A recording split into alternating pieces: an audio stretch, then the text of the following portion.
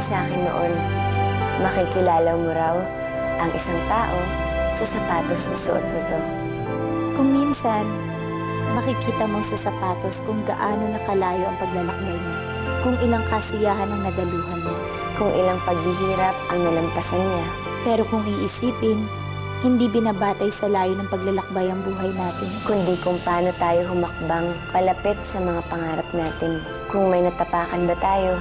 O may mga natutulungan tayo na makahakbang sa tagumpay. Ngayon, nagsisimula kami ng bagong buhay.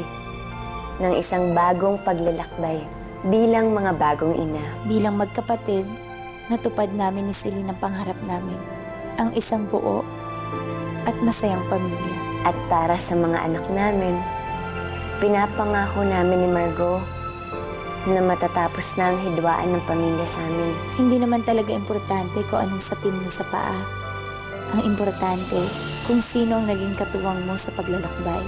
Haharapin namin itong bagong yugto ng buhay namin na puno ng pag-asa, pagmamahal, at may takot sa Diyos. At kasama ang mga taong pinakamahalaga sa amin, ang aming pamilya.